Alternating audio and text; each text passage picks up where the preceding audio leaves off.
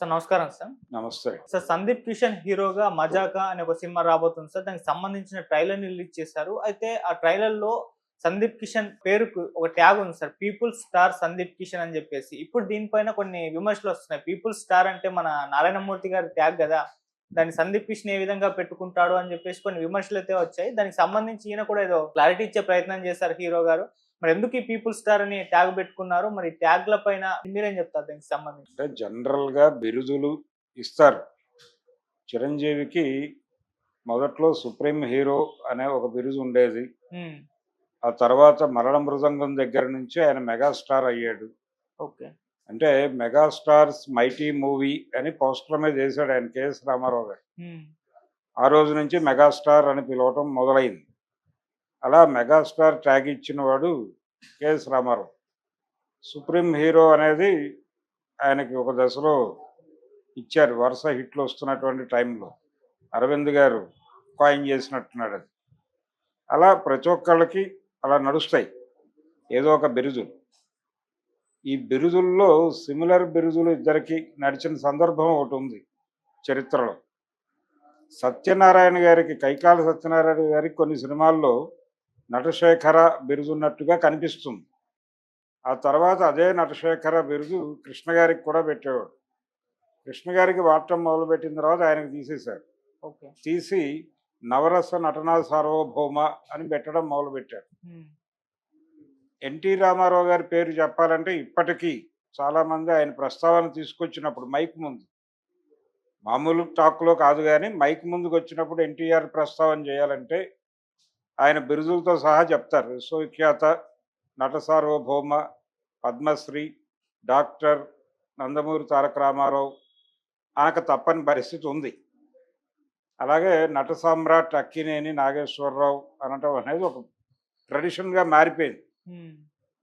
ఇలా ఎవరి బిరుదులతో వారిని పిలవటం అనేది ఒక ప్రోగ్రామ్.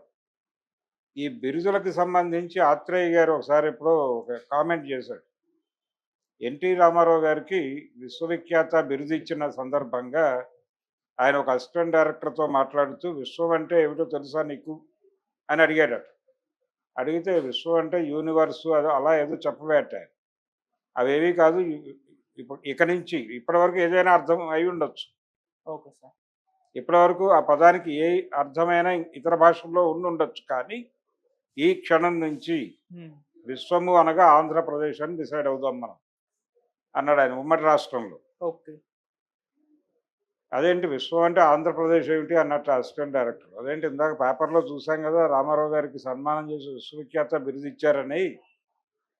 ఆ బిరుదు మనం చెప్పుకోక తప్పదు. అలాగని చెప్పి రామారావు గారు నిజంగానే విశ్వవిఖ్యాత అంటే ప్రపంచం యూనివర్స్ అంతా తెలుసా? గ్లోబ్‌కంతా రామారావు తెలుసా? ఆంధ్రప్రదేశ్‌లో బలంగా తెలుసు.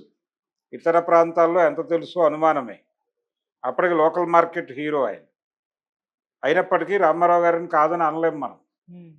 అందుకని ఆయనని విశ్వవిఖ్యాత అని పిలుస్తూనే విశ్వం అంటే ఆంధ్రప్రదేశ్ అని మనకు మనం చెప్పుకోవడం బెటరు అని చెప్పారు. ఈ మెడ్రాస్‌లో జరిగింది ఈ చర్చ.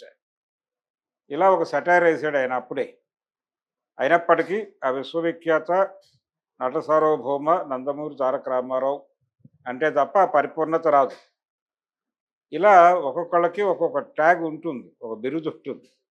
ఆ బిరుదులతో వారిని పిలవటమే సమంజసం. విశ్వనట చక్రవర్తి ఎస్వి రంగారావు అంటే అదొక పరిపూర్ణత. ఇలా ఒక్కొక్కళ్ళకి ప్రజానటి జమున అంటారు.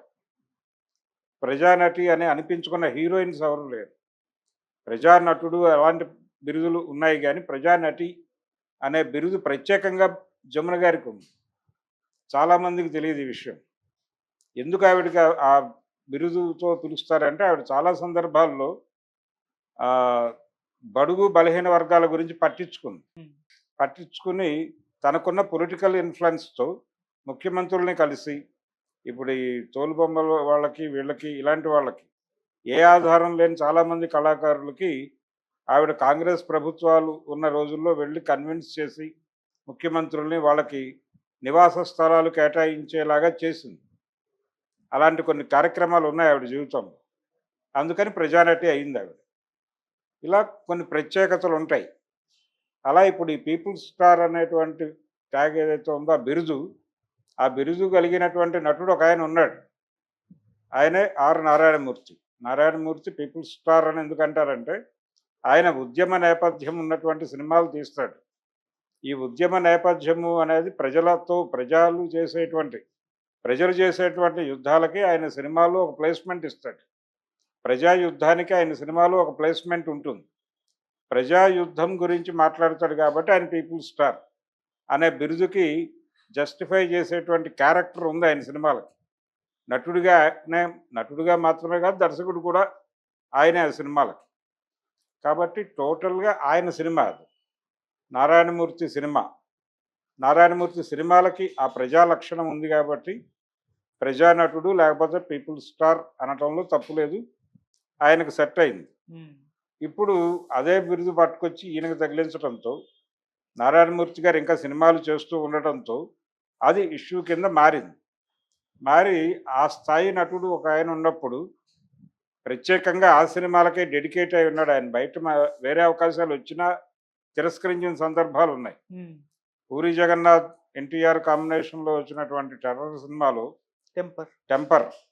టెంపర్ సినిమాలో పోసాని కృష్ణమురళి చేసినటువంటి క్యారెక్టర్ కోసం నారాయణమూర్తిని అడిగారు.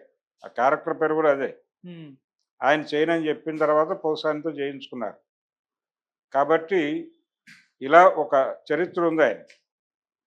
ప్రత్యేకంగా ఆ సినిమాలకే డెడికేట్ అర్ధరాత్రి స్వతంత్రం దగ్గర నుంచి ఆ సినిమాలే చేస్తున్నాడు ఆయన. కాబట్టి అంతకుముందు దాసరి గారు ఆయనతో చాలా సినిమాల్లో చాలా వేషాలు వేయించాడు.